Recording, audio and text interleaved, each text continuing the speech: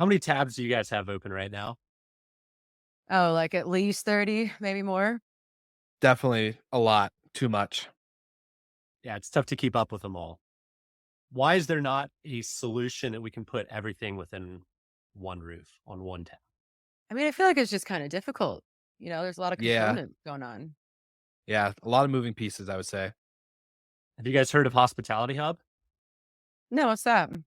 No. Thanks to our sponsor, TravelNet, you can now integrate the best solutions into Hospitality Hub, a single tool within the award-winning Track software. Optimize and integrate with Hospitality Hub, the most powerful platform for property management teams. Learn more with the link in our show notes. Welcome to Good Morning Hospitality, your one-stop shop for the latest news, noteworthy trends, and thought-provoking discussions across the industry. From hotels and short-term rentals to all things travel and hospitality, you'll find each episode equips you with the information that you need to start your week. Join us on Good Morning Hospitality every Monday, wherever you get your podcasts.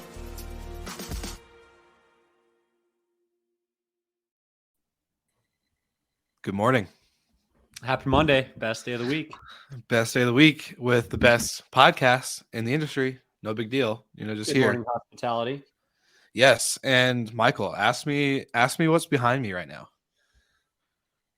That's a trick question. Will, what's behind you? Hey, so this whole coffee bar right behind me, I don't know if you can see it. Oh, yeah. It's pretty great. And it was even better when I got to wake up with my Sojo coffee this morning. I will say, first of all, I love filter coffee a lot more than the little K cups. Yeah. And I've been to some luxury short-term rentals before where they didn't have coffee filters. Mm. Another reason why Sojo makes sense.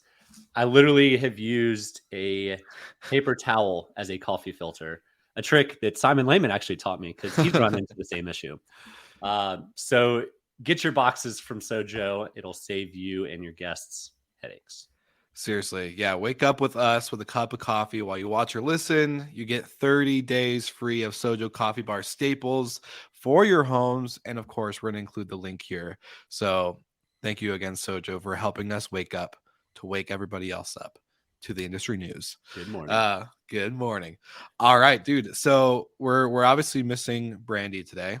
She is busy being the COO of Romy, doing her thing. And today, just the schedules didn't line up. So we'll see her again next week. And speaking of Sojo, we actually have Max Farley, who is the founder of Sojo, joining us as our special guest. So this will be a perfect time for any of our listeners to think of questions or to get to tune in and hear more about Sojo outside of us, obviously loving the product and getting sent coffee samples for the podcast.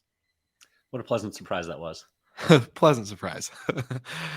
Cool. Oh, man. Well, I think the news that everyone was talking about last week, we've probably all heard it by now, but a record by $5 million.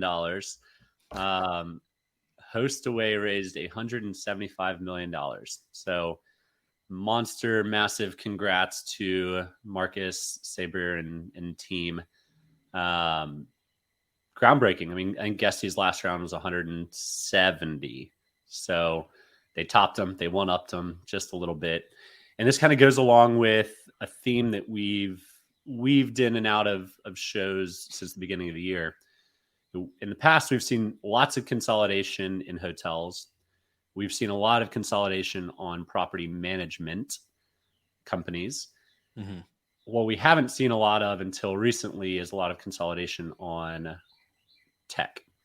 And that's certainly changed this year. And then with the war chests that some of these companies have, I think we'll just only continue to see that more and more. Guesty's made a number of acquisitions. Track's made a couple acquisitions. Now HostAway might be poised to make a few themselves. So I think all in all, it's great for all of the users of any of those softwares, because as every company gets a little bit better, then everyone else has to keep up. So as a whole, the industry is in a much better spot in terms of tech now than they were 5 years ago. Yeah. And I think our sentiment in the group chat as we were talking about this last week during the announcement, congrats to Marcus and I forget his other co-founders, but like every entrepreneur hopes and dreams for that day, right? You get a nice piece of equity bought and a nice chunk of change to carry off into the sunset, hopefully. So big congrats. And it's just something that's super, I think every entrepreneur thinks about it. Do we all see that day? No, but it was just really cool to see a nice win for someone who's probably busted their ass for it. So it's pretty Yeah, sweet. look, kudos to all you founders out there. It, it's challenging. I can speak to that firsthand, but the highs are high, the lows are low, and we all hope for an outcome similar to that one day. Yeah. So what else is next on the agenda? We've had some, well, not only the host away raise, but we also got to see Get Your Guide, which I never really heard of before this announcement, but they raised 194 million last week, and that was pretty shocking. That's like, I've heard of them. I know a couple people that work over there. Yes, it's very shocking that I think their valuation was pushed over 2 billion. And quite frankly, it's something that Airbnb couldn't figure out. So the fact that Airbnb is working on it shows the market size. But I struggle to see a digital guidebook is going to be worth 2 billion. When it's all said and done. So I think it's a testament to having the right backers, having great growth, having a great team in place, being able to kind of sell the big vision. But that's a big number for a guidebook. I agree. So. I don't know how.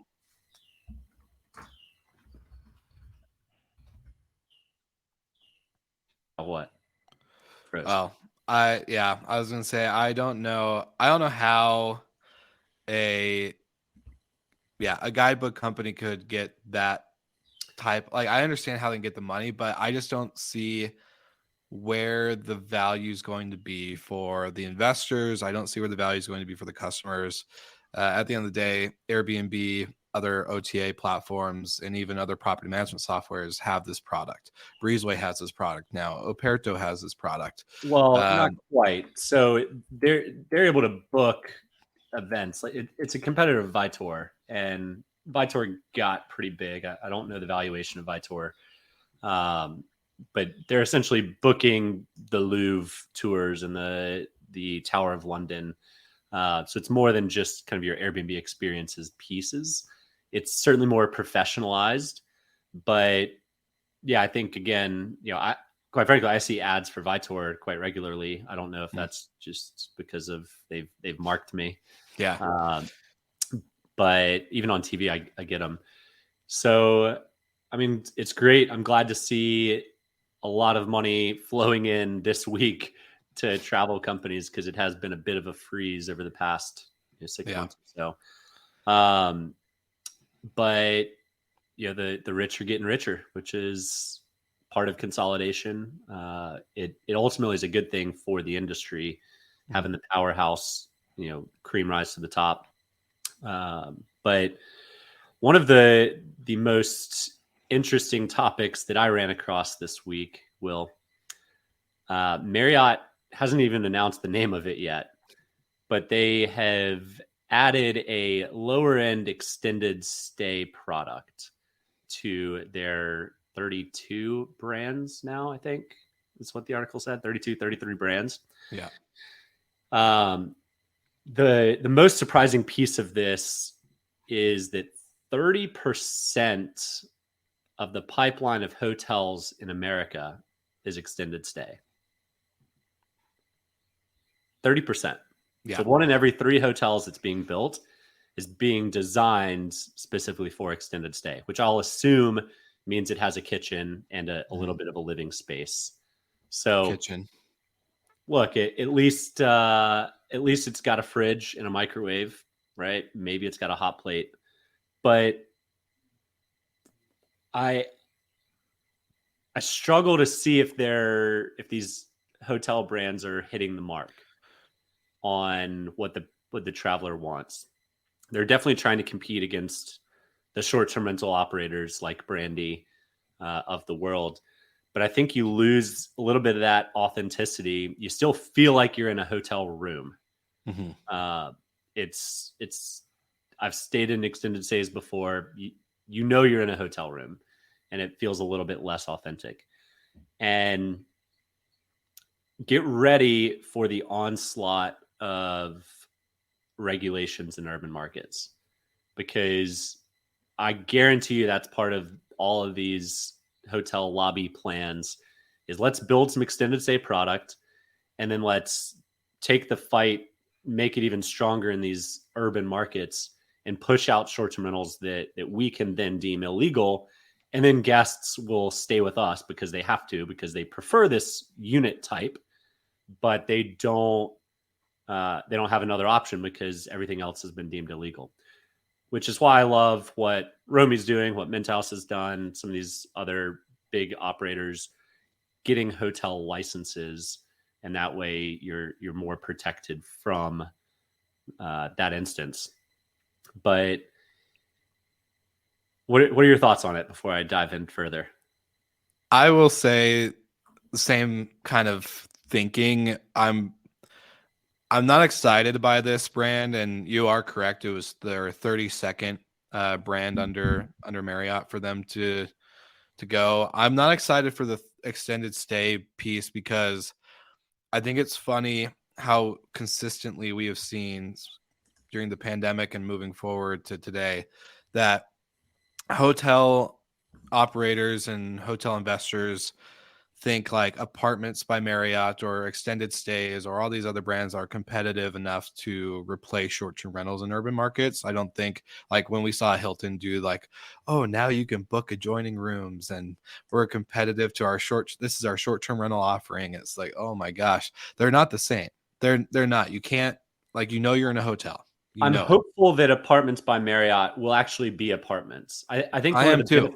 I'm hopeful too, but one of the benefits as a developer or a property owner in these cases of having a hotel that is structured like an apartment is if and when the next pandemic happens, it can actually turn into an apartment where people are comfortable staying in, not just a 4-wall 180 square foot box. So I'm hopeful that is a little bit more of where Marriott's taking that brand. Now they're doing a lower tier brand, a more economy, as they like to say. Yeah. But I am curious what the actual Apartments by Marriott will look like, because if it does feel a little bit more like home, I mean, I've stayed in nice hotel suites that do feel more like a living quarters than a hotel room, which is what you want. So time will tell. If anyone has any sneak peeks on these projects, let us know. We'd love to highlight them, maybe go visit the properties. But I think, the people that are fighting the regulations in these urban markets, it's only going to get worse as these projects become available and open to the market. They're going to want to force out their competition, and you are going to be seen as competition. Well, and this is, you brought this up and we kind of briefly chatted about it before the recording, but does the average consumer, a Marriott Bonvoy member or any type of loyalty rewards member, or even just a day-to-day traveler, leisure or business, do they want extended stays? Do we actually need these types of properties with a hot plate that barely can fit a pan or a pot to do soup or ramen or whatever, I don't know, and still feel like it's a hotel, still feel like, do they really want these products? Because if 30% of the pipeline for hotels right now is going to be extended stay, that seems like a lot of inventory for a potentially low demand product. Well, I think it comes down to traveler demographic, and the article referenced the bleisure travel theme is here to stay. But for me, and everyone's going to view this through their own lens, but for me, when I travel personally, by myself for work, I often do prefer a hotel room just because it's easier, it's more convenient. In many cases, often the properties are better located, so it's more central. But when I want to stay, when I'm traveling with my family, I want multiple rooms, and I don't want a hotel room. I do want a fridge. I do want to be able to cook my kid breakfast at 6 a.m. before the downstairs lobby is open. Right? Mm-hmm. There are things, different traveler cases that happen, and when you're talking about bleisure, I mean you're talking about a small market that extends their business trips personally if they're by themselves. Now, if they bring their family along, they don't want to stay in a room that's a king size bed and has a mini fridge. So it will be fascinating to follow how well or poorly some of these extended stay products. And I think if they're not suites, they're going to be missing the mark. Yeah, 100%. I couldn't have said it better myself. Do you want to jump into the next one? Because this one, I think you probably understand a little bit better than I did. I personally was just like, okay, I don't really get the whole point, but let's go into the kayak tool. I think that would be interesting. Yeah, I love this. So Kayak is launching a best time to travel tool. And for me, I love traveling to Europe. I've done it quite a bit, both professionally and personally, but I absolutely hate traveling in the summer to Europe. Everything's more expensive. Everything's more crowded. It's way less authentic. If you're going to Southern Europe, it's hot. If you're going to Northern Europe, it's hot and there's no air conditioning. Kristen and I went to Ireland and we caught the heat wave. We thought we were getting out of the south, the swamp in the south. And it was like 85 degrees, but no air conditioning. So, this tool factors in all of those things, factors in weather, it factors in prices and crowds and how easy it is to get tickets or reservations and things like that. And the best time in the world to travel for me is either in the fall or in the winter. I don't mind cold weather. The Christmas markets all over Europe are fantastic. If you've never seen them, highly recommend it. But things are a lot cheaper. It's more authentic. You actually get to meet locals. If you go to Italy in August, you're not going to see an Italian, like, period. They're gone. I don't know where they go, but they just disappear in August. So I love the initiative by Kayak. I hate that they're making it known, all of my secrets and times that I like to travel to different places. But I guess, sharing that with the world is good. It's also a tool that helps over tourism, because a lot of these markets complain about over tourism, and sometimes rightfully so, sometimes not so much. But when you have just millions and millions of tourists rolling through in the summer and then nothing the rest of the year, it does hurt your city. You've got a lot of empty properties. You've got a lot of empty restaurants. You have to staff up for those times. And then you have to jack up prices because that's the only time of year you're making money. So then locals get price gouged as well alongside the tourists. It certainly opens up a lot of issues, but I get why people travel in the summer, no school, yada, yada, but pull the kids out of school for a week and travel to Europe in the fall or in the spring. And it's a lot more fun in my opinion, and kudos to Kayak for rolling out a tool.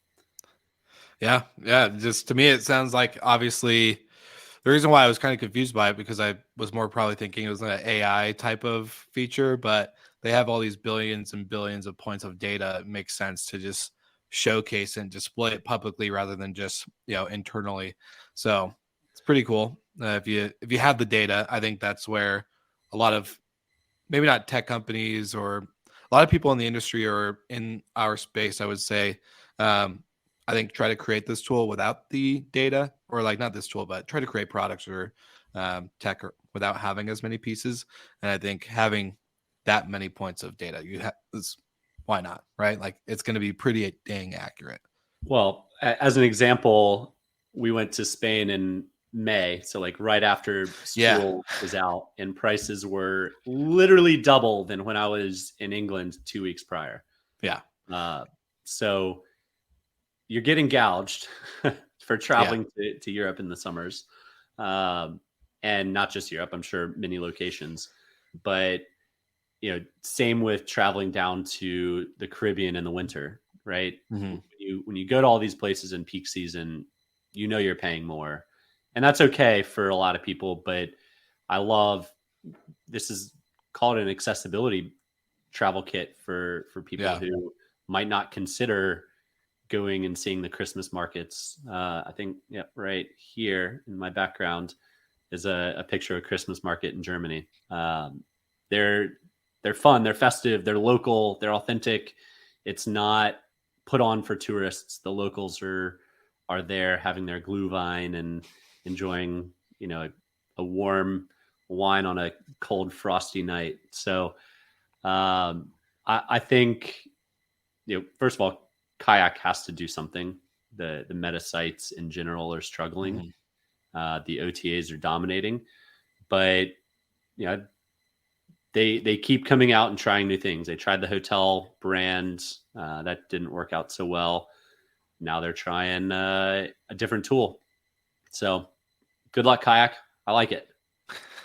I was gonna say, I think we were trying to remember what article I was reading, but I think it might have been a rental scale up article, and it was going into the types of companies. It was kind of recapping from scale rentals, but the types of companies that do really, really well, at least during conferences and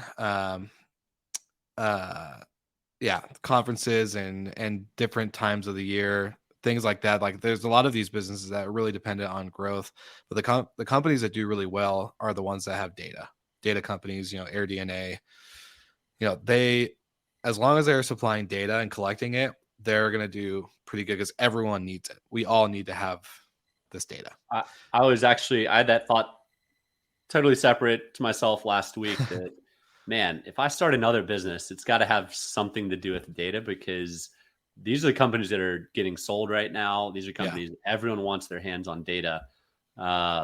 So, PMSs are literally the center hub of all data that flows in and out of short-term rentals. Mm-hmm. Pricing companies have done extremely well, right? Beyond Pricing, Price Labs, Wheelhouse. They've all done great. And then Transparent has sold. AirDNA's got a big backer behind them. Mm-hmm. So, RTA Insights doing a lot of stuff recently. It's cool. And it's one thing, like even for us and our company, Hospitality FM, we have a ton of data on the back end from like listeners, and like we're like trying to lean into that a little bit more, being like, okay, we need to like get as much more data driven decision making wise and other types of the business. And I think it's not just for short-term rental operators, going into markets or investing in whatever project, or even hoteliers, but I think any company in almost any industry can depend on a good data set and do pretty dang well. And if you are a data company, then you're going to probably do really, really well. Yeah. And even if you're not a data company, talking about your data openly and publicly is helpful. You're more mm-hmm. likely to get quoted in PR. You're more likely to have guests or unbeknownst visitors come to your site. So don't be shy about it. Share it. Talk about it. When I was at NoiseAware, we had all sorts of very unique, specific data points, but the more we talked about it, the more it resonated with people, and it made total sense. There were twice as many parties during COVID as there were 12 months prior. So those data points are real, they resonate, and as long as you tell a good story with them, you're right.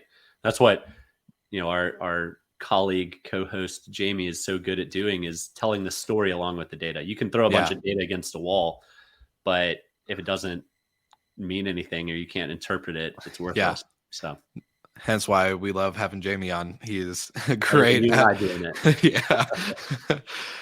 It's too good. Well, yeah, that's all we really got today. You have anything that you're looking forward to, Michael, before we wrap up, or we're gonna call this an early Monday?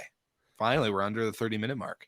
Yeah, we've gone over a few times the past few weeks, so we'll give a couple minutes back. But there's a lot of moving pieces this past week. A lot of money flowing in. That's a great thing for everybody. Consolidation is real.